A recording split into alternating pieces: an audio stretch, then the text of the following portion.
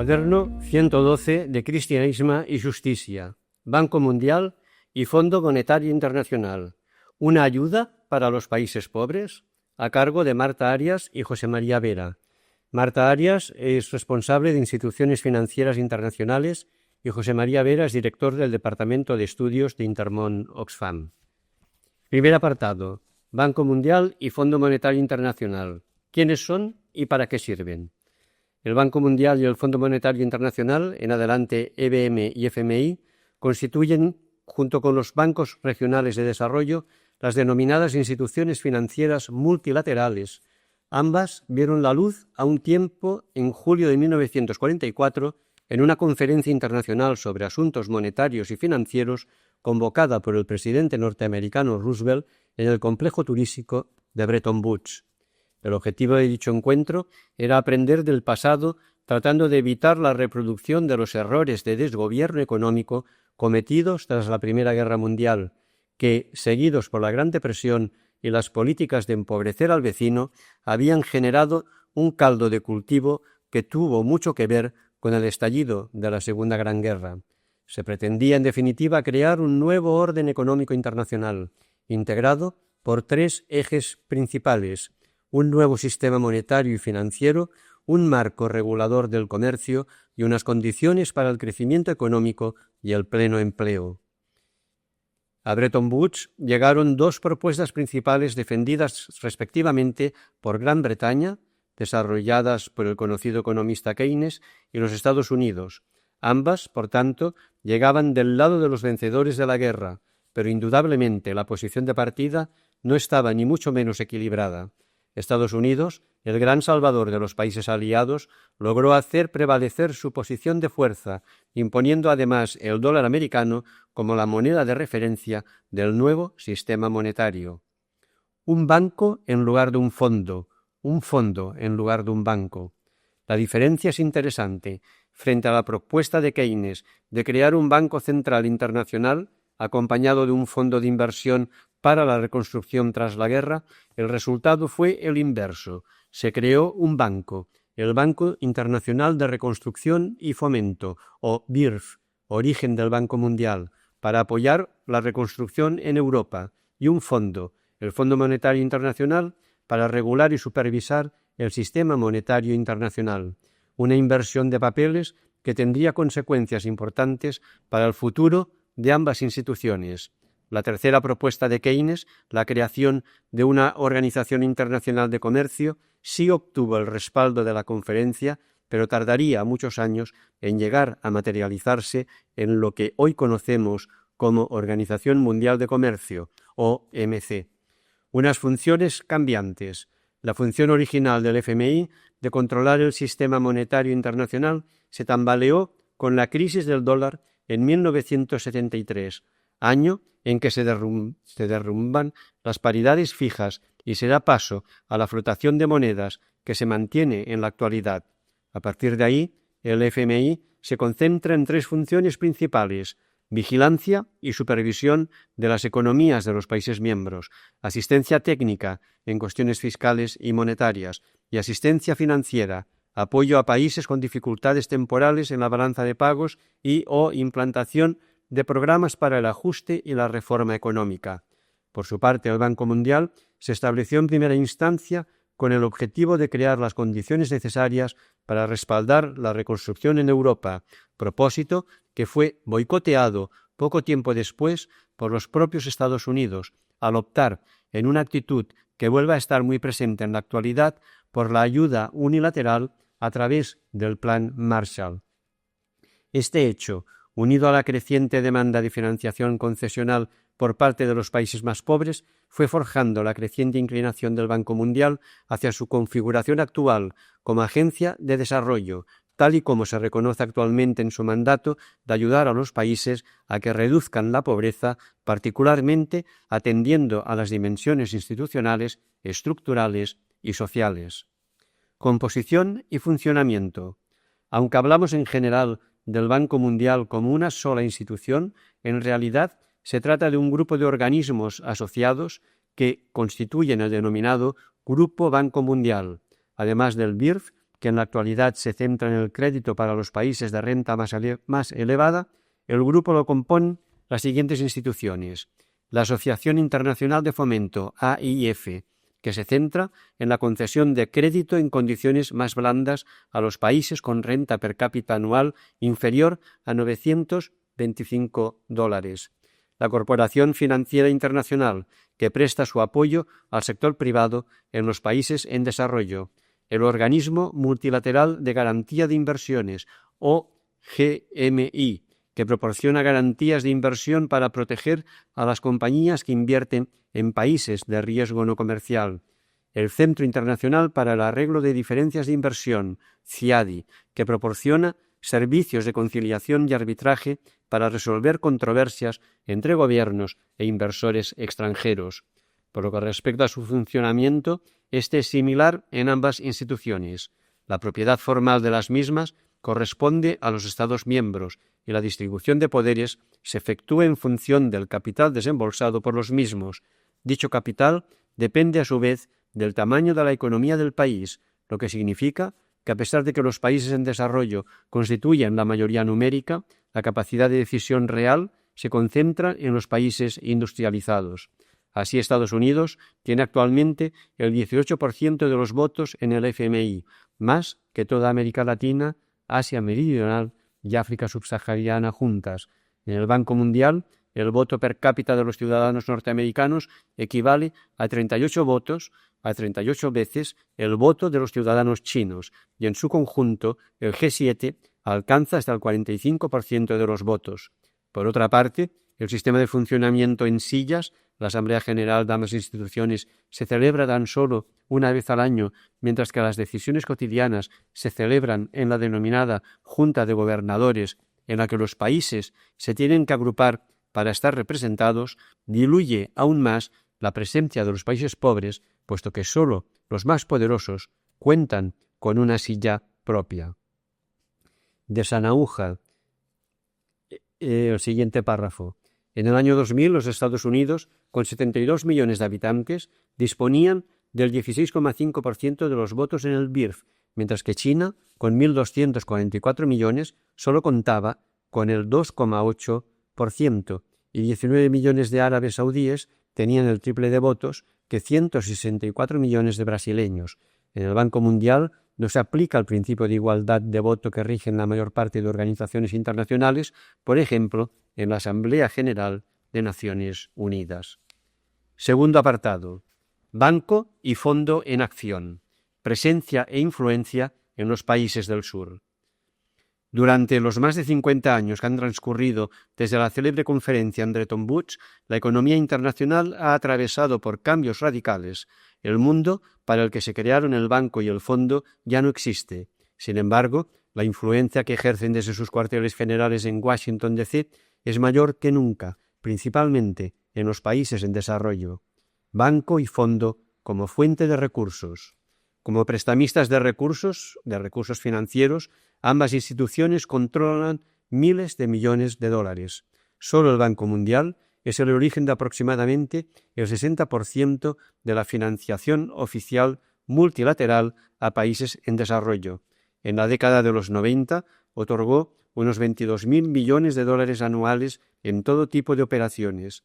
A pesar de que el aumento del movimiento de flujos privados de capital ha hecho que la importancia relativa del Banco Mundial como financiador del mundo al desarrollo sea menor, hay que tener en cuenta que la inversión privada está muy focalizada en un número reducido de países con mejores expectativas económicas, por lo que el papel del banco y otros financiadores oficiales en los países más pobres sigue siendo particularmente relevante.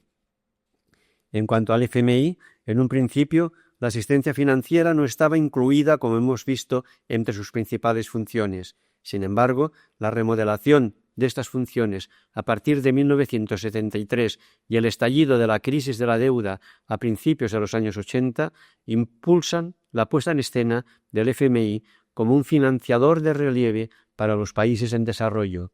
Es precisamente en esas fechas cuando banco y fondo lanzan sus programas de ajuste estructural en los que se integran diversas áreas de reforma política agrupadas en lo que se ha dado a conocer como el Consenso de Washington.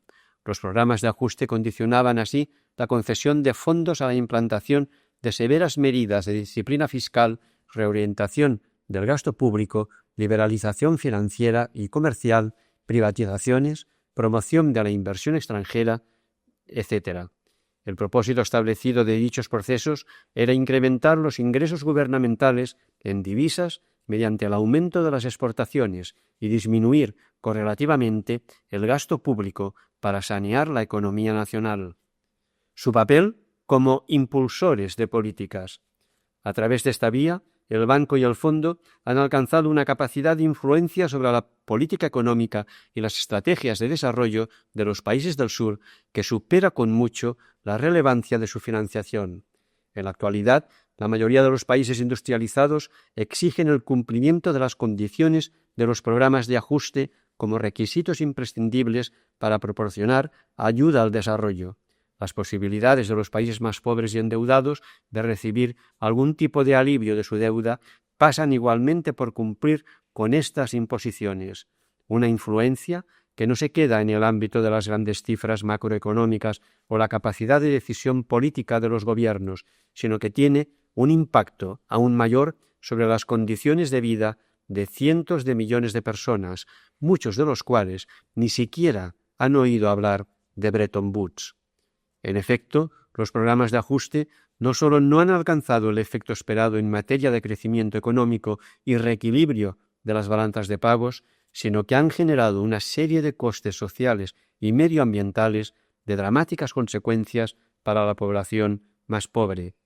Así, el crecimiento medio de los ingresos per cápita en los países que aplicaron programas de ajuste estructural no solo no creció, sino que cayó en un 0,5% durante la primera mitad de los años 90. Incluso en los países que experimentaron mayores tasas de crecimiento, en raras ocasiones, se tradujo en una reducción significativa de la pobreza. En un país como Ghana, que logró un crecimiento anual del 4% a finales de los años 90, una persona en un nivel medio de pobreza tendrá que esperar aún 30 años para superar dicho umbral, 40 años en el caso de los más pobres. Este hecho pone de manifiesto uno de los debates que aún hoy sigue creando ríos de tinta entre defensores y detractores del Banco Mundial y el FMI. La suficiencia del crecimiento cuantitativo en la lucha contra la pobreza frente a la necesidad de abordar aspectos cualitativos fundamentalmente orientados a la redistribución de la riqueza. Por lo que respecta a los indicadores sociales, la presión ejercida en los programas de ajuste a favor de los recortes presupuestarios y la recuperación de costes mediante la imposición de tasas y otras medidas encaminadas a conseguir que la población cubra parte de los gastos que originalmente corresponden a los estados, se ha dejado sentir igualmente en el acceso de los más pobres a los servicios sociales básicos. En Zimbabue, por ejemplo, el gasto en salud primaria se redujo en 1/3 en la primera mitad de los años 90. Para contribuir a financiar los servicios, el gobierno introdujo el pago de tasas, lo que significó que los más pobres quedaran excluidos de la atención sanitaria. Por supuesto que en todas estas situaciones el Banco y el Fondo no pueden ser señalados como los únicos culpables. Los propios gobiernos del sur comparten una proporción importante de la responsabilidad. Sin embargo, la tendencia de las instituciones de Washington a señalar a las capitales de los países como los únicos responsables de los fracasos en la aplicación de los programas de ajuste es igualmente equivocada. Los fallos a menudo estaban originados en el propio diseño de los programas y, de hecho, las modificaciones que posteriormente se han ido incorporando a los mismos suponen el reconocimiento tácito de unas deficiencias que ni el Banco ni el Fondo se han atrevido a asumir abiertamente. Imposiciones financieras y políticas a través de la deuda externa. Anteriormente mencionábamos que la crisis de la deuda externa tuvo mucho que ver en el aumento de la relevancia del FMI como proveedor de recursos para los países en desarrollo. En efecto, los programas de ajuste estructural fueron la primera respuesta de las instituciones financieras internacionales ante el estallido de dicha crisis.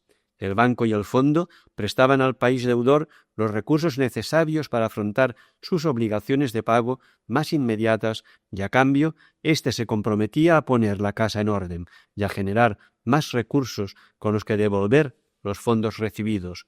Pero tampoco en este caso lograron los programas de ajuste el resultado esperado, puesto que la deuda no solo no se saldó, sino que ha seguido aumentando hasta nuestros días. Con todo, el Banco Mundial y el FMI no han realizado un reconocimiento formal de la deuda externa como un lastre para el desarrollo de los países hasta bien entrados los años 90. Solo tras la presión de organismos internacionales, fundamentalmente por parte de agencias de Naciones Unidas como UNICEF y el PNUD y ONG de todo el mundo, se logró que el G7, en su reunión de 1995 en Halifax, solicitara a ambas instituciones el diseño de una propuesta global y comprensiva para el tratamiento de la deuda. Un año después, el presidente del Banco Mundial, James Wolfensohn, presentaba la iniciativa para el alivio de la deuda de los países pobres muy endeudados, conocida como iniciativa HIPC por sus siglas en inglés, Heavily Indebted Poor Countries. El objetivo de esa iniciativa era reducir el endeudamiento a niveles considerados sostenibles, los cuales se establecen fundamentalmente como la relación entre el monto de la deuda y las exportaciones, fuente principal de divisas. Es decir, si el monto total o el servicio anual de la deuda superan un porcentaje determinado con respecto del conjunto de las exportaciones, se considera que la deuda es insostenible y habría que reducir su carga. A pesar de las expectativas con las que fue recibida la iniciativa, su funcionamiento en la práctica ha sido y continúa siendo particularmente complejo. De hecho, 3 años después de su puesta en marcha, tan solo 2 de los 41 países inicialmente identificados como posibles beneficiarios habían comenzado a recibir el alivio de la deuda, un alivio que, por otra parte, seguía estando vinculado al cumplimiento de los programas de ajuste estructural y cuyo alcance seguía siendo claramente limitado. Estas y otras dificultades motivaron el lanzamiento en 1999 de la segunda fase de la iniciativa conocida como HIPC reforzada, en la que se pretendió no solo aumentar el número de países beneficiados, la cantidad de alivio recibido y la velocidad del mismo, sino también reforzar el vínculo entre el alivio de la deuda y la reducción de la pobreza. Retos pendientes. Por lo que respecta al alivio de la deuda, los logros siguen siendo desiguales. Durante el primer año de esta segunda etapa se llevó a cabo una actividad frenética que culminó con un total de 22 países incorporados al final de dicho periodo. Sin embargo, a lo largo de todo el año 2001, tan solo un país más se añadió a esa lista privilegiada, con lo que el número de países que tanto dentro como fuera de la HIPC siguen esperando una solución a la crisis de la deuda sigue siendo demasiado elevado.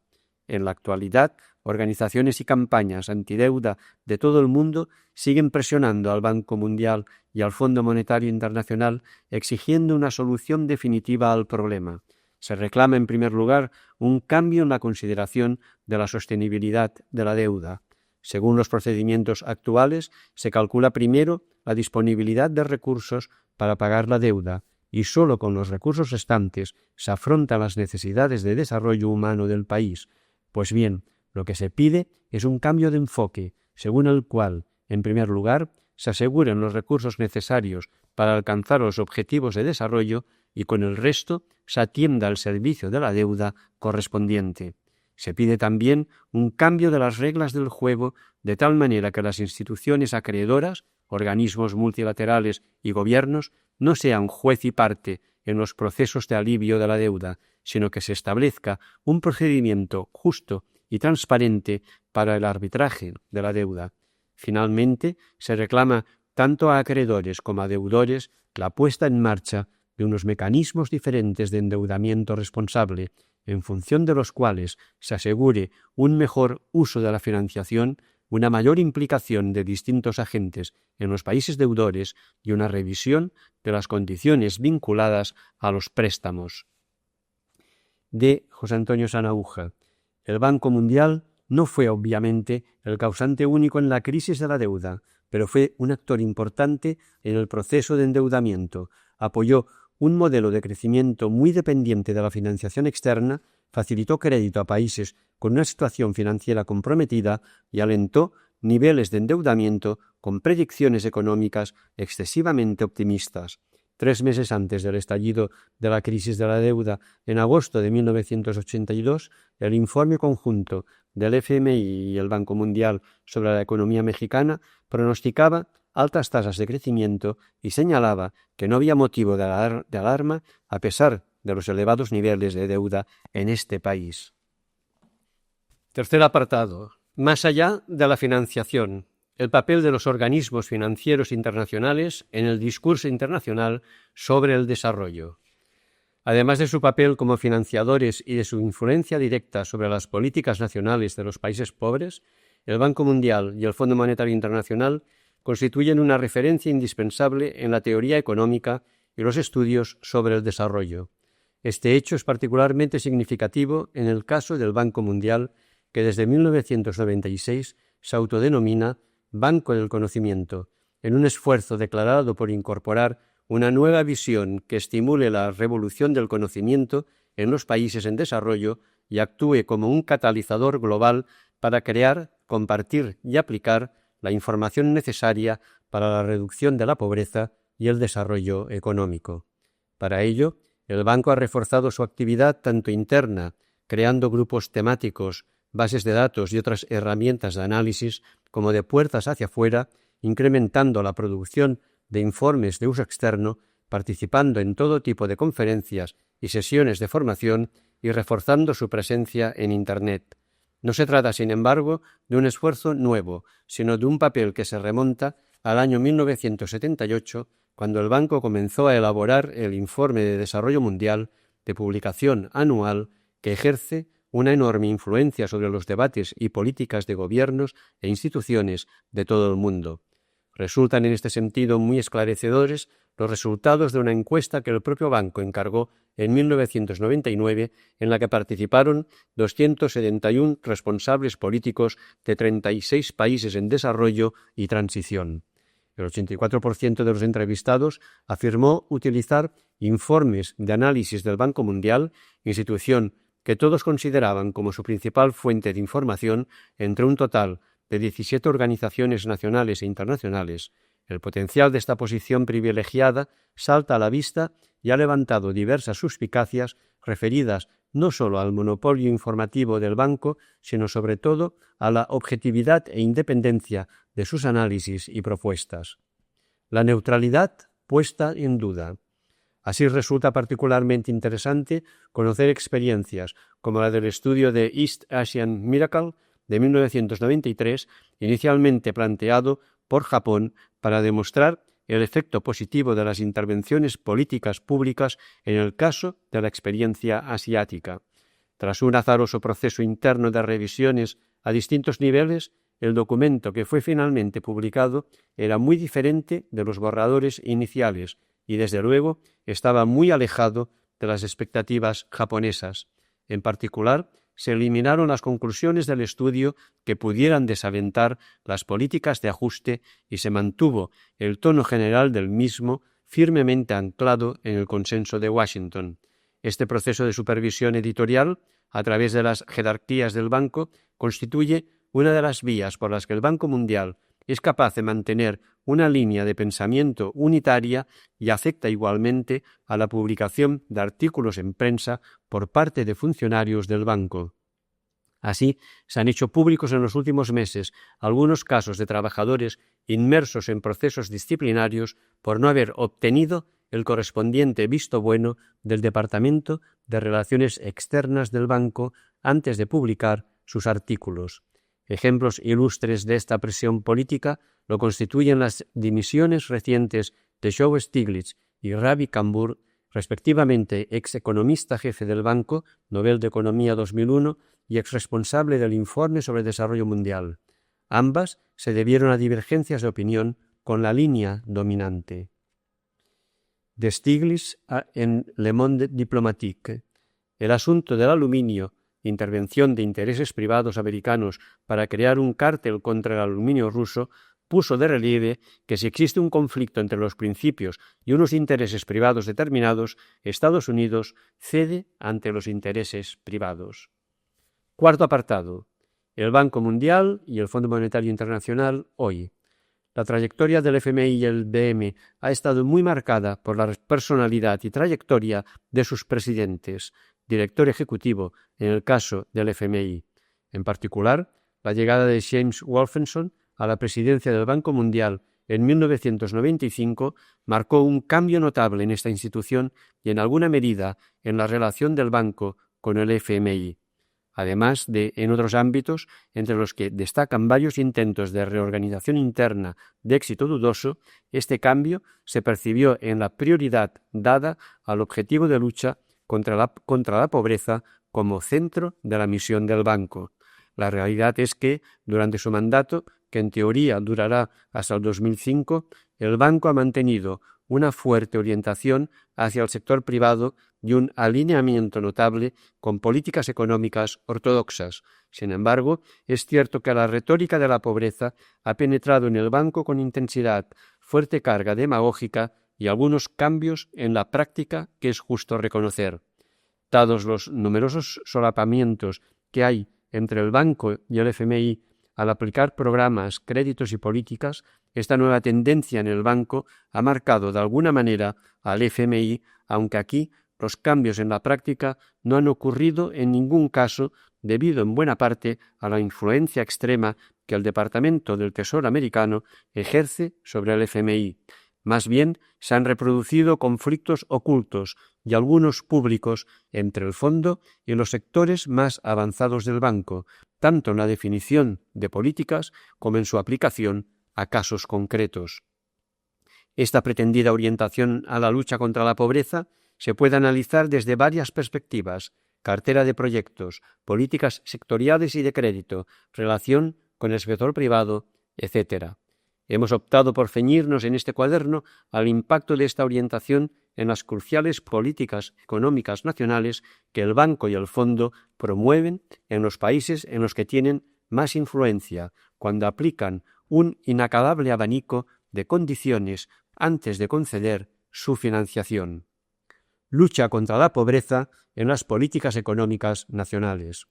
Como hemos visto en el capítulo segundo, la presión ciudadana ejercida a través de las campañas por la condonación de la deuda motivó que los países ricos y las instituciones financieras pasaran de no considerar la deuda externa como un problema a situarla en el centro de la agenda financiera y de desarrollo. Pero el avance no se quedó aquí, ya que las organizaciones sociales pedían que los recursos liberados del pago de la deuda externa fueran dedicados por los países pobres a servicios básicos e inversión social. El Banco y el FMI se hicieron eco de esta llamada, respaldada por varios gobiernos desarrollados, y en septiembre de 1999, al tiempo que lanzaban la iniciativa HIPC reforzada, ponían en marcha el proceso de los PRSP, siglas en inglés de Poverty Reduction Strategy Papers, documentos de estrategia de reducción de la pobreza. Este proceso recogía orientaciones anteriores, como la necesidad de que fueran los gobiernos del sur los que asumieran el protagonismo del desarrollo o la importancia de la participación social. De hecho, el proceso consiste en que, como condición para lograr la condonación de la deuda a través de la iniciativa HIPC, los países deben producir una estrategia liderada por el gobierno y en consulta con la sociedad civil. Esto no quita para que los documentos deban ser finalmente respaldados por los directorios ejecutivos del Banco y del Fondo, un supuesto trámite que se ha convertido, como era de esperar, en mucho más. En teoría, una estrategia tiene como marco los objetivos del desarrollo del milenio, asumidos por la comunidad internacional en los últimos años y refrendados en el 2000 en la Asamblea del Milenio de Naciones Unidas. Esos objetivos abarcan de la reducción de la pobreza extrema a la mitad en 2015 hasta la escolarización primaria universal, pasando por la reducción de la mortalidad infantil y otros.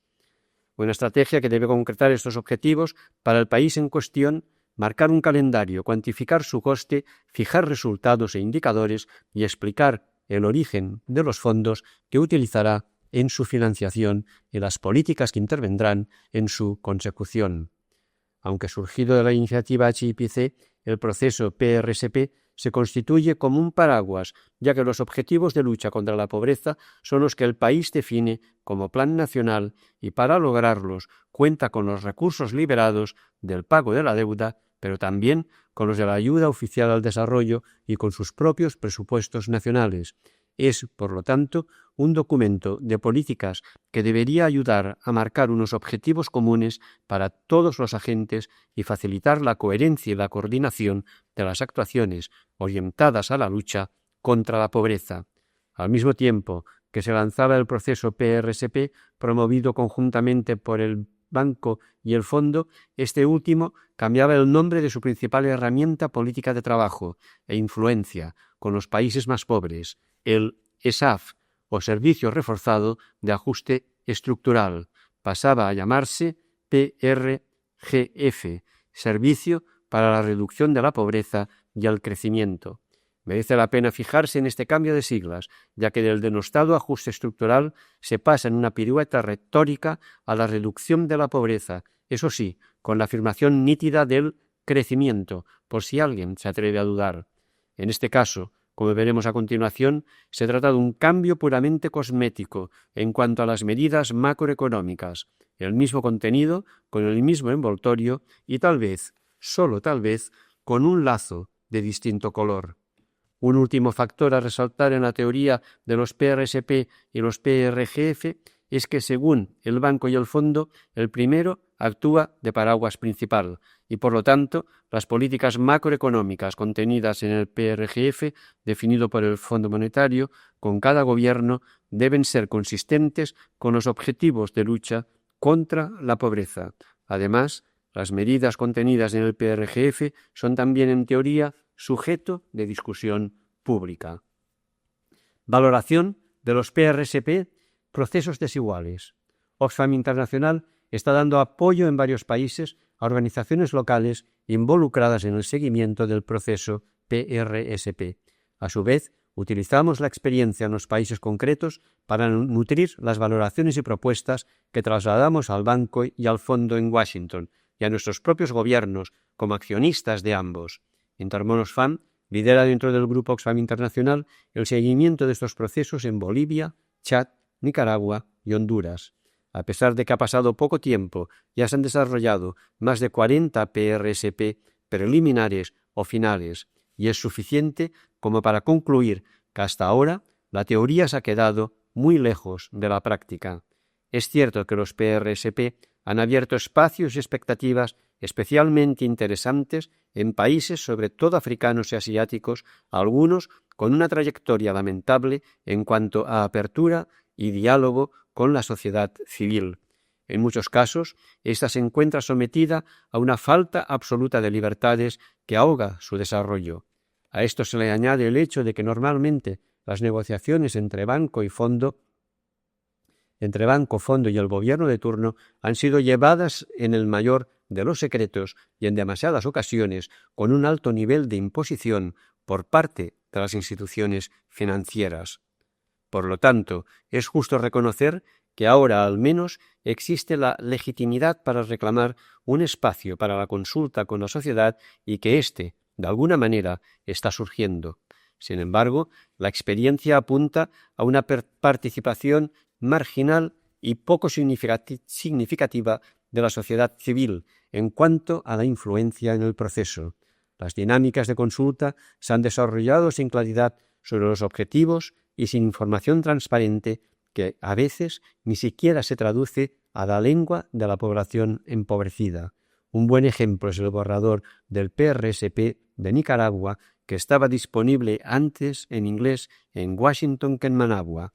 Con frecuencia, los PRSP han sido diseñados por pequeños equipos técnicos de los ministerios de Economía, sin contar apenas con el Parlamento ni con las organizaciones sociales, menos aún con la propia población empobrecida. Diversos procesos paralelos, escasez de tiempo para las consultas y una información limitada han conducido, en el mejor de los casos, como el de Bolivia, a listas interminables de actividades sin priorizar en las que invertir el dinero procedente de HIPC y de la ayuda al desarrollo. Los gobiernos, el Banco Mundial y el Fondo han ignorado sistemáticamente las propuestas de la sociedad civil, fruto, como en Honduras o Bolivia, de amplios procesos de participación desarrollados por las propias organizaciones. Sea por falta de experiencia o de voluntad, el Banco y el Fondo se han conformado con poco en cuanto a participación, dando por buena cualquier iniciativa presentada por los gobiernos. Se repite así un mal clásico de los programas de lucha contra la pobreza. No se cuenta con la población empobrecida, la que mejor sabe por qué es pobre y la más involucrada en esa lucha. ¿Cambia algo en el Banco Mundial y el Fondo Monetario Internacional? En cuanto al contenido, el desarrollo de los PRSP ha mostrado la debilidad de muchos gobiernos a la hora de preparar unos presupuestos vinculados a objetivos y resultados a medio plazo. En muchos casos, la distancia es amplia entre los objetivos de reducción de la pobreza y la financiación necesaria para los mismos. Es de esperar que al menos el avance en la puesta en marcha de los PRSP permita en algunos países un mayor control parlamentario y social del gasto público. La mayor frustración, sin embargo, ha venido por el inmovilismo en las políticas macroeconómicas. En primer lugar, porque no se han sometido al anunciado debate público. Los nuevos PRGF han seguido los mismos procesos ocultos que los antiguos ESAF y en absoluto se han sometido a un proceso de consistencia e interacción con los objetivos de lucha contra la pobreza incluidos en los PRSP. El que esto escribe se entrevistó en Managua y La Paz con los jefes de misión del FMI y pudo comprobar la falta absoluta de voluntad de someter los programas macroeconómicos al escrutinio público. Al mantener esta falta de transparencia, así como la línea paralela sin cruces entre objetivos de lucha contra la pobreza y políticas económicas, se alimenta la tradición de fijar objetivos que luego son irrealizables por las restricciones económicas y por políticas que incluso agravan la situación de los pobres.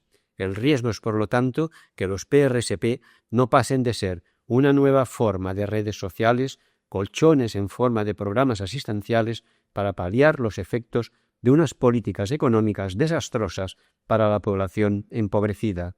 De hecho, las condiciones contenidas en los nuevos PRGF difieren poco de las del antiguo ESAF, incluso en su inacabable número que constituye un auténtico recetario exhaustivo de ortodoxia financiera. Solo en algunos países se estima que este proceso en su conjunto pueda llegar a suponer apenas un incremento del 1,2% del PIB en gasto social. A esta rigidez extrema en el gasto público se le unen las clásicas medidas de liberalización y privatización que se analizan en el siguiente capítulo y que siguen constituyendo las verdaderas condiciones del Fondo Monetario.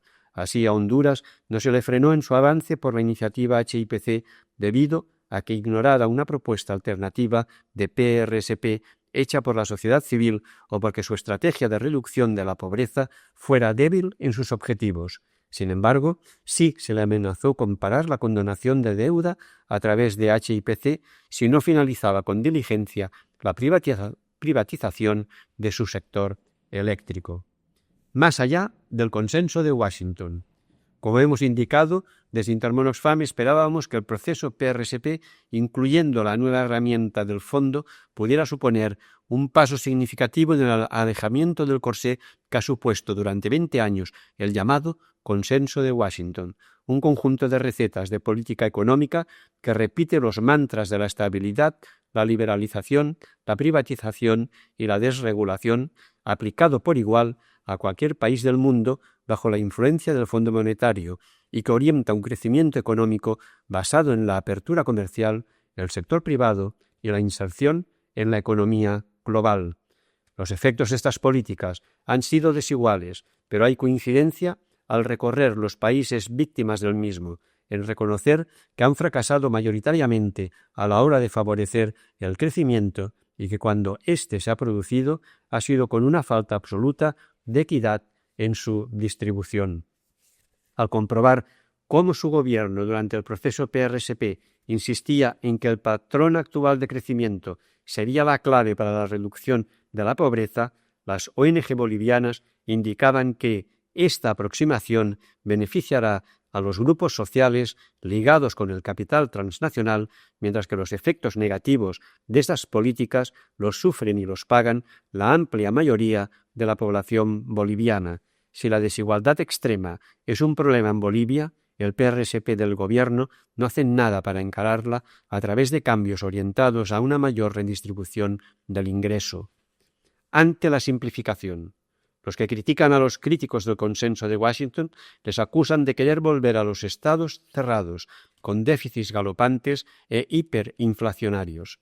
Nada más lejos de la realidad, pero entre el déficit disparado y la inflexibilidad absoluta en el gasto público, que apenas admite cambios en la naturaleza del mismo o incrementos de la inversión social limitados, pero relevantes en su aplicación, hay un campo de discusión amplio, discurso que debe llevarse a cabo en función de las prioridades de desarrollo nacionales y no de lo que los funcionarios del fondo deciden en Washington. Los servicios básicos inaccesibles a los más pobres. Respecto a la privatización, una vez más asistimos estos años a la presión extrema del Fondo Monetario para privatizarlo todo, servicios básicos incluidos, normalmente sin el acompañamiento de una regulación estatal que evite los excesos de un sector privado dominante. También se ha influido, sin embargo, a la hora de acentuar una mayor flexibilidad laboral y la creación de zonas francas que favorezcan la inversión privada sin condiciones.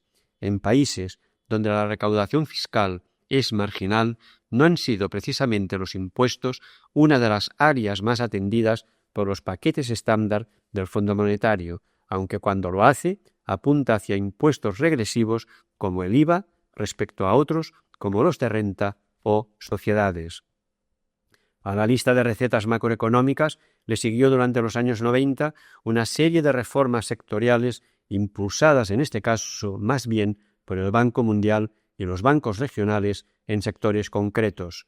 Las tasas que la población debe pagar para acceder a la educación básica o a la salud primaria, ya mencionadas en el capítulo 2, son uno de sus efectos más conocidos y de impacto más negativo.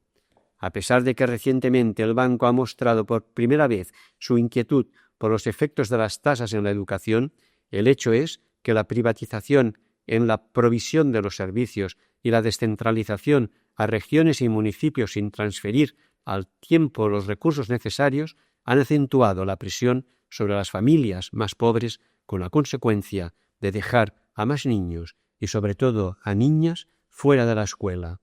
Como indicaba el Congreso de Sindicatos de Ghana en sus comentarios al PRSP, el análisis macroeconómico de las causas de la pobreza está orientado desde una preocupación exclusiva por lo monetario y fiscal, lo que impide que el marco de políticas afronte las causas reales de la pobreza, algo que permitiría desarrollar instrumentos para erradicar la pobreza de forma sistemática. El desarrollo y no la estabilidad macroeconómica debería ser la referencia central de las políticas.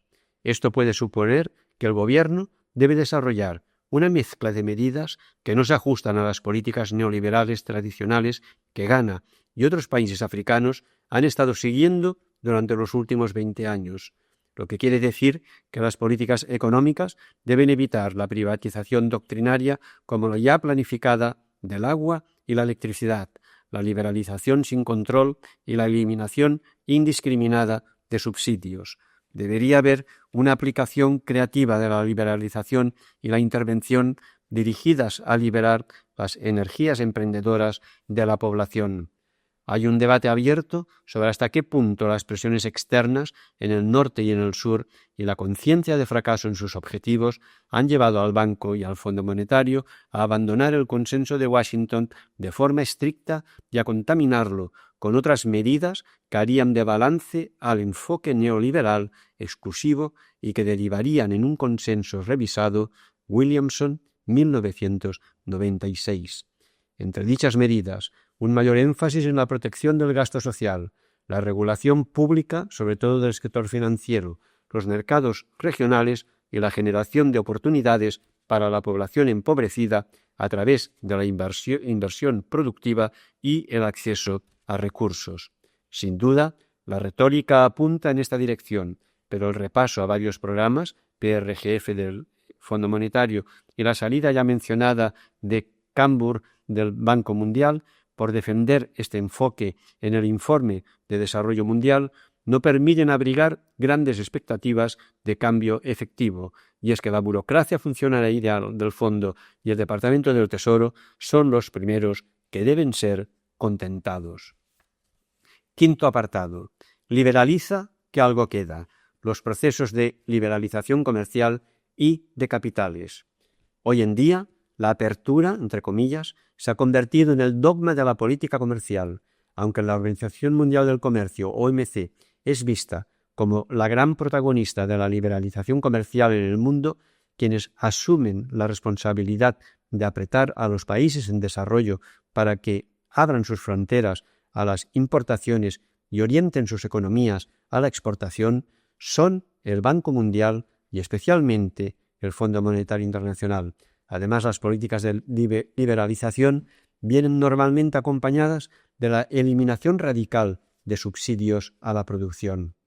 La media de condiciones relacionadas con la liberalización que se imponen con los programas PRGF se ha multiplicado por 3 entre finales de los 80 y finales de los 90. Cuando Indonesia y Corea se vieron obligadas a contar con la ayuda del fondo en plena crisis asiática, esta vino acompañada de 19 y 9 condiciones de liberalización respectivamente. Los PRGF del 2000 para Tanzania y Yemen contenían 9 y 22 condiciones comerciales, incluyendo la eliminación de barreras arancelarias y no arancelarias. Y conviene no olvidar que el incumplimiento de estas condiciones tiene como consecuencia el corte de la financiación no solo del fondo o del banco, también de otras fuentes de ayuda, así como el freno a la condonación de deuda. Más allá de la presión concreta, tanto el banco como el fondo se han empleado a fondo a la hora de difundir estudios que demuestran las bondades de la apertura comercial para los pobres, y han tenido un éxito notable y esperable, dado el nivel de las presiones. Así, los aranceles medios al final de los 90 en África subsahariana y en el sur de Asia eran la mitad que al inicio de los 80, un tercio en el caso de América Latina y de los países del este de Asia. Dobles raseros del sistema comercial. Para comprobar la hipocresía de la liberalización se puede acudir a los propios instrumentos del fondo, concretamente al TRI, un índice que mide los países de 1 a 10, siendo 1 un país por completo abierto y 10 uno fuertemente protegido.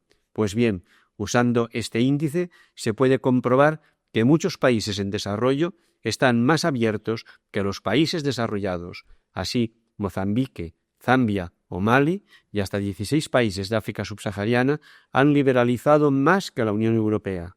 En el caso americano, 17 países de América Latina y el Caribe están igual de abiertos o más que la economía de Estados Unidos, el paradigma de la liberalización. Haití es probablemente el discípulo estrella del fondo, aunque hay otros candidatos heroicos, como Bolivia o Indonesia, que debían pasar en 3 años de un TRI de 4, similar al de la Unión Europea, a la máxima apertura reflejada en un TRI de 1, con las consiguientes reformas drásticas y urgentes. Aquel país, Haití, el más pobre del hemisferio occidental, alcanzó en 1986 un TRI de 1, máxima apertura, engrosando la lista de los superliberalizadores de la mano del Fondo Monetario. Este hecho ha tenido consecuencias desastrosas para la pobreza de la mayoría de haitianos. Por ejemplo, 80.000 familias productoras de arroz se han visto arrojadas a la miseria ante la entrada de excedentes de arroz americano doblemente subsidiado en la producción y en la exportación. Haz lo que digo y no lo que hago. Como este ejemplo, se pueden encontrar otros muchos en diversos países. una liberalización acelerada y de máximos, que no tiene en cuenta las prioridades nacionales de desarrollo, la seguridad alimentaria o el impacto sobre las capas empobrecidas y mayoritarias de la población, y en un contexto en el cual los mercados de los países desarrollados permanecen mayoritariamente cerrados y fuertemente subsidiados en productos clave. Oxfam Internacional calcula en 100.000 millones de dólares, el doble de la ayuda al desarrollo, lo que los países pobres dejan de ingresar por barreras comerciales injustas. Al tiempo, la Unión Europea y Estados Unidos subsidian su agricultura con 300.000 millones de dólares anuales, hundiendo precios y generando excedentes que inundan los mercados mundiales, ya que la mayor parte de estos fondos no se canalizan hacia un desarrollo rural que prime al pequeño productor, sino que se dirigen a una producción intensiva en manos de grandes terratenientes y empresas. Mientras escribíamos este cuaderno, tuvo lugar en Estados Unidos la crisis del acero, en la cual la administración Bush, por razones electoralistas, decidió elevar los aranceles en un 30% al acero importado de buena parte del mundo.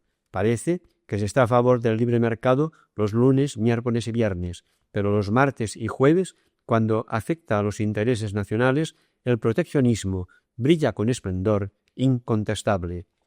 El doble rasero del Banco Mundial y el Fondo Monetario Internacional. Así, es demasiado injusto e imposible competir ni desarrollarse ni luchar contra la pobreza. Es cierto que el Banco y el Fondo recomiendan constantemente a los países desarrollados que abran sus mercados, pero hay una ligera diferencia. Estos países, accionistas principales de ambas instituciones, pueden hacer y hacen oídos sordos a estas sugerencias, mientras que los países empobrecidos tienen por fuerza que ceder a las recomendaciones, entre comillas, liberalizadoras del Fondo Monetario si quieren acceder a financiación y condonación de deuda. Cabe pensar de forma optimista que las presiones sociales en el norte y en el sur y lo incuestionable de los datos acabarán flexibilizando el fanatismo liberalizador del fondo. No parece que sea tan heterodoxo plantear que, al igual que lo han hecho y lo hacen los países desarrollados, es necesario retener ciertos grados de protección selectiva y estratégica en los países del sur, acompañados de subsidios apoyados por la ayuda al desarrollo de cara a promover un desarrollo diversificado basado en un creciente mercado interno y competitivo en el mercado exterior, pero en un terreno de juego equilibrado. Sin embargo, Keller, director ejecutivo del fondo, no piensa igual. Recientemente, en una reunión con ONGs, afirmó que, para ser honesto, yo estoy dispuesto sobre esto con mi propio equipo, que me indica que si bien una liberalización rápida es un SCOC, los países pobres deberían hacerlo de forma que se hagan competitivos y se inserten en la economía global. El principal problema del comercio es la complacencia de los países avanzados, no solo con su protección, sino especialmente con los subsidios. Yo animaría a los países pobres a ser creíbles en sus propias políticas económicas, o sea, a liberalizar, y entonces a ser más duros a la hora de reclamar cambios a los países avanzados, porque si son lentos al liberalizar, a los países ricos esto les gustará, ya que alimentará su percepción de que si ellos no se dan prisa, ¿por qué debemos correr nosotros? Liberalización de las cuentas de capital, una ortodoxia con graves consecuencias. Con similar empeño al demostrado en el ámbito comercial, el Banco Mundial y el Fondo Monetario, conjuntamente con otros organismos como la Organización Mundial de Comercio o la OCDE, han venido presionando en los últimos años a los países en desarrollo para que abran sus mercados de capitales a los flujos financieros internacionales. La integración financiera se supone buena per se para el crecimiento y necesaria para coordinar la participación en el comercio internacional y las inversiones. Desde este presupuesto, la liberalización de las cuentas de capital ha formado parte en los últimos años de las condiciones incluidas en los programas del Fondo Monetario, entre otras cosas, debido a la presión ejercida por el Departamento del Tesoro de los Estados Unidos, país de donde procede buena parte de los flujos circulantes. A lo largo de los últimos años, diversos acontecimientos, principalmente la crisis del sudeste asiático, de la que hablamos un poco más adelante, han generado un cierto replanteamiento de estos procesos de liberalización. Sin embargo, no se ha cuestionado la esencia de la apertura en sí, sino que se ha debatido fundamentalmente en torno al ritmo y la secuencia del proceso, manteniéndose el resultado final incuestionado. Estas presiones son doblemente problemáticas. Por un lado, porque la supuesta relación causa-efecto entre la liberalización de capitales y el crecimiento económico no está, ni mucho menos, demostrada. En teoría, el fondo apoya estos procesos presuponiendo que ayudan a atraer más recursos para las inversiones que a su vez generan crecimiento. Sin embargo, en la mayoría de los casos, los controles de capital no son el obstáculo más importante para las inversiones. Otros aspectos, como la debilidad de las instituciones o la ausencia de unas políticas domésticas apropiadas, pueden jugar un rol mucho más relevante. El fantasma de las crisis financieras. A la ausencia de beneficios demostrados se une, por otra parte, la constatación de los peligros potenciales que presenta la liberalización para determinados países, fundamentalmente bajo la forma de crisis macroeconómicas con gravísimas consecuencias para los más pobres. En este sentido, resulta clarificador el ejemplo de los países del sudeste asiático que a comienzos de los 90 habían liberalizado sus mercados financieros y de capitales, impulsados por la presión internacional antes mencionada. En 1996, los 5 países más afectados por la crisis habían recibido una entrada de capitales de más de 100.000 millones de dólares, la mayor parte invertidos a corto plazo. Tan rápido como entraron, volvieron a salir, y el balance de 1997 era negativo para estos mismos países. La salida neta de capitales fue de 12.000 millones de dólares. A la salida de capitales le siguió el pánico de los inversores, y como dice Stiglitz, cuando todos tratan al mismo tiempo de llevar su dinero afuera, se presenta un problema económico, un gran problema económico, problema al cual se añadió la irresponsable actuación del Fondo Monetario, que sin ser el culpable de la situación, sí tuvo un papel importante en su profundización y en la prolongación de la recesión. El fondo recurrió de manera inmediata al kit de emergencia que ya había utilizado en la crisis financiera padecida en los 80 por América Latina, donde había impuesto medidas como la austeridad fiscal y políticas monetarias más firmes. Sin embargo, la situación asiática poco o nada tenía que ver con la latinoamericana. Los gobiernos ya habían equilibrado sus presupuestos y ajustado sus políticas monetarias. El diagnóstico efectuado fue equivocado y con él la medicina impuesta, además de no curar la enfermedad de la crisis, generó unos elevadísimos costes sociales que incluyeron, entre otros, la duplicación del número de personas viviendo en la pobreza en Indonesia o del número de desempleados en Tailandia. Propuestas para la liberalización. Propuestas para la estabilización. La liberalización de las cuentas de capital incrementa, por tanto, los riesgos de crisis al abrir las economías a flujos más volátiles a los que les resulta mucho más fácil entrar y salir del país, generando una situación de volatilidad que contribuye a incrementar la incertidumbre. Precisamente, para tratar de frenar este tipo de situaciones e incrementar la estabilidad financiera internacional, se vienen planteando desde diversos sectores iniciativas como el establecimiento de una tasa sobre las transacciones financieras internacionales, popularmente conocida como tasa Tobin, si bien las propuestas más actuales difieren en buena medida de la idea original de James Tobin. Mucho se ha discutido sobre la finalidad esencial que debería tener una herramienta de ese tipo, de la que se espera, por un lado, que contribuya a reducir la inestabilidad financiera y, por otro, que genere importantes recursos que se pongan al servicio del cumplimiento de los objetivos de desarrollo a escala internacional. Desde el punto de vista de Oxfam Internacional, el objetivo principal de esta tasa sería el incremento de la estabilidad financiera, aunque evidentemente la obtención de nuevos recursos para el desarrollo no sería un efecto desdeñable. dado que las medidas tomadas hasta el momento para mantener el orden financiero internacional no han evitado las crisis ni atacado la naturaleza especulativa de las operaciones financieras, una herramienta como la tasa que se plantea podría constituir un apoyo de gran importancia, aunque no exclusivo, de cara a encontrar una solución duradera a este problema. Como en otros aspectos mencionados anteriormente, el problema en la postura del Banco Mundial y el Fondo Monetario ante la liberalización de las cuentas de capital radica en la confusión de fines y medios.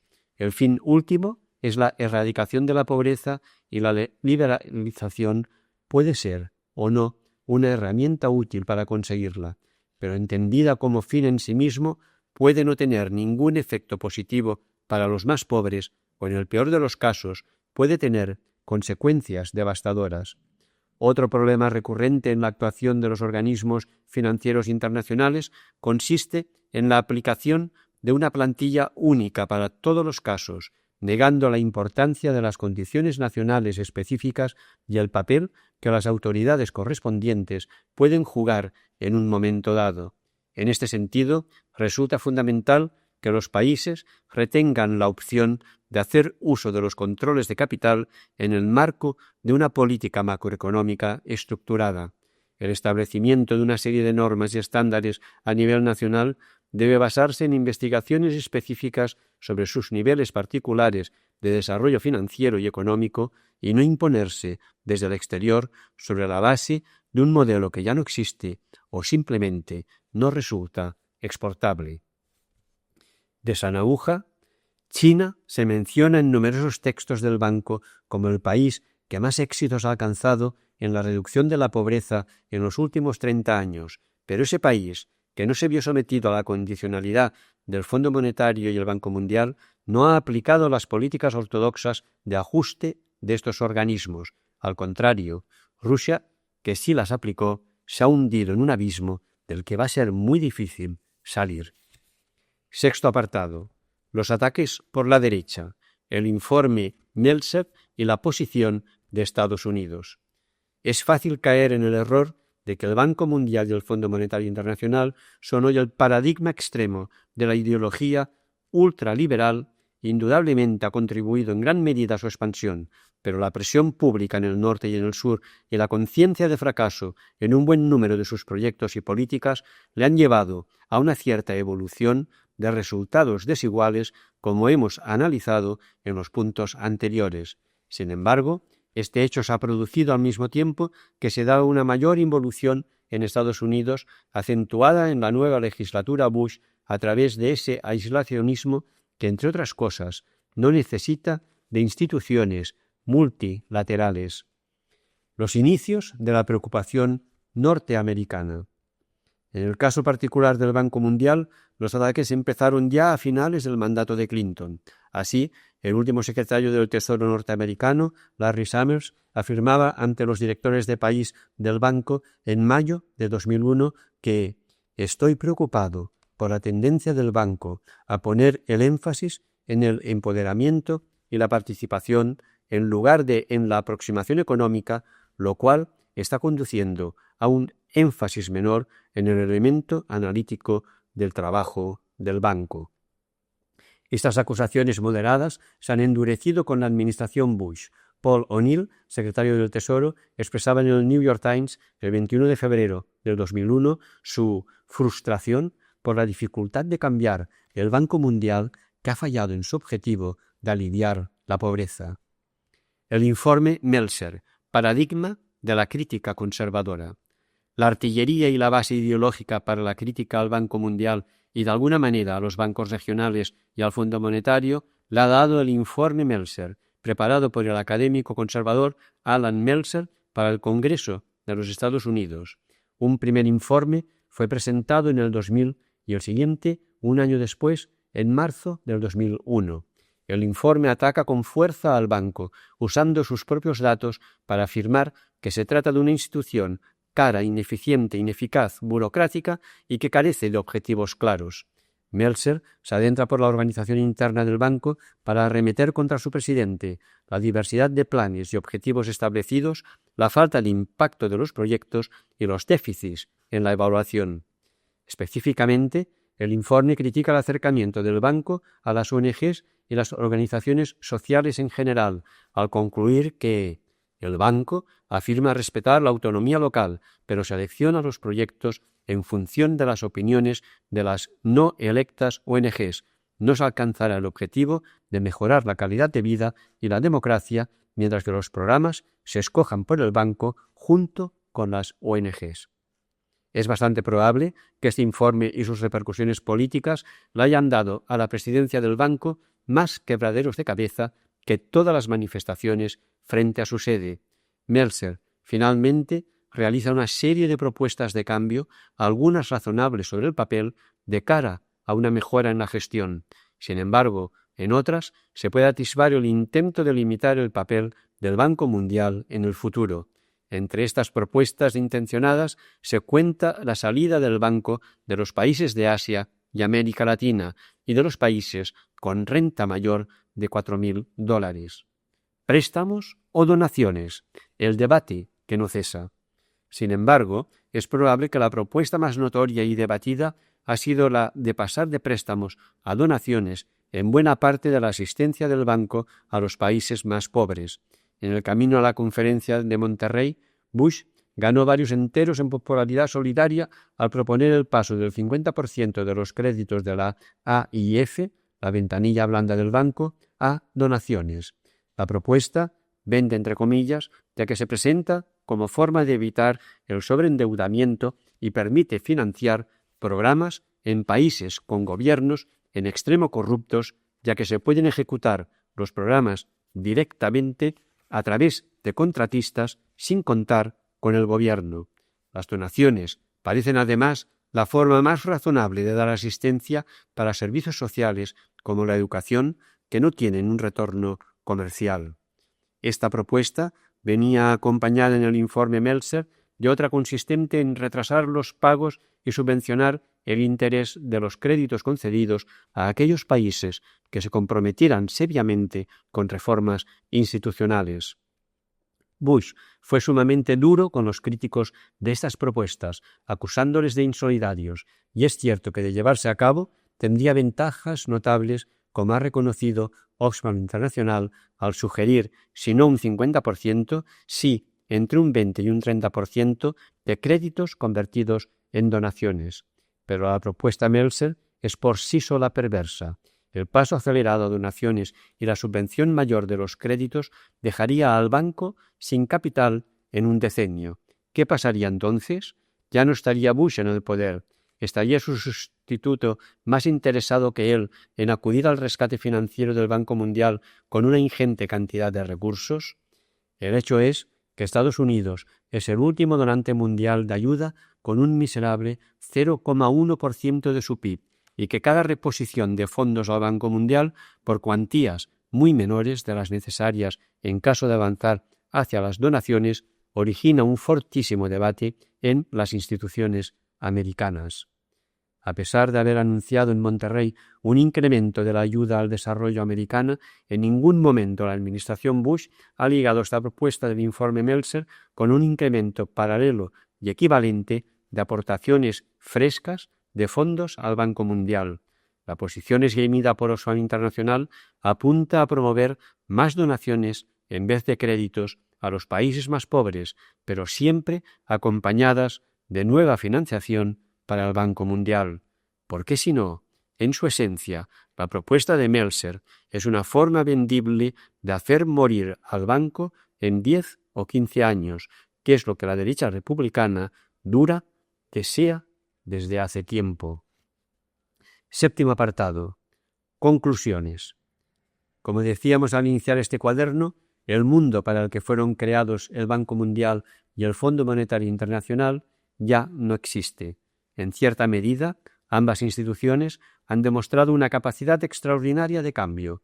El banco se ha olvidado, por motivos evidentes, de la reconstrucción europea y el Fondo Monetario Internacional ha hecho lo propio con su papel de apoyo a los países industrializados con problemas temporales en su balanza de pagos. Sin embargo, algunos aspectos esenciales permanecen inalterados, tales como la preeminencia del mercado sobre el resto de instituciones y del enfoque economicista sobre otro tipo de planteamientos más sociales y políticos. A pesar de los cambios en el discurso que se han producido en los últimos años, las diferencias en la práctica se están haciendo demasiado de rogar, mientras la legitimidad de ambas instituciones se ve cuestionada de manera recurrente. Las propuestas de reforma integradas en las discusiones en torno a la nueva arquitectura financiera internacional, impulsada por las recientes crisis financieras, abarcan una amplia diversidad de posiciones que van desde la desaparición total de las instituciones existentes a la creación de unas nuevas. A nuestro modo de ver, el proceso anual de globalización no hace menos, sino precisamente más necesaria la existencia de unas reglas del juego globales que marquen hasta dónde se puede llegar y, desde luego, la existencia y buen funcionamiento de unos árbitros suficientemente preparados e independientes como para hacerlas imponer de una manera neutral. En este sentido, se hace claramente necesaria una transformación radical de los organismos existentes, que abarque desde su composición y funcionamiento, incluyendo la inmediata revisión de la distribución de poderes e incrementando notablemente la participación de los países pobres en la toma de decisiones, hasta sus programas de actuaciones en el terreno, revisando de manera mucho más profunda las condiciones impuestas y los efectos sociales de las mismas, y sobre todo anclando mucho más sus actuaciones en las estrategias y planteamientos surgidos de los propios países. Se hace necesario, en definitiva, replantear la relación entre los fines y los medios, de cara a reconocer la preeminencia de los objetivos de desarrollo, delimitados en un primer momento a escala internacional, fundamentalmente en torno a los objetivos del milenio, pero concretados esencialmente en el ámbito nacional, sobre las medidas de todo tipo, cuya eficacia debe medirse en función de los resultados y no al revés. Las propuestas están encima de la mesa. Los más de 1.000 millones de pobres que habitan el planeta no pueden esperar más. De Sanauja, en el estudio de East Asian Miracle, solicitado al Banco Mundial por el Japón a finales de los 80, el banco alteró las conclusiones del estudio, de forma que éste, a la postre, reinterpretó desde el punto de vista neoliberal la experiencia de desarrollo de estos países y concluyó que la regulación estatal no había sido determinante. Manuel Castells, que fue miembro de un comité asesor del gobierno ruso sobre aspectos sociales de la reforma, calificó de ceguera tecnocrática a la actitud del Fondo Monetario Internacional y el Banco Mundial. Hasta aquí el cuaderno 112 de Cristianisme y Justícia.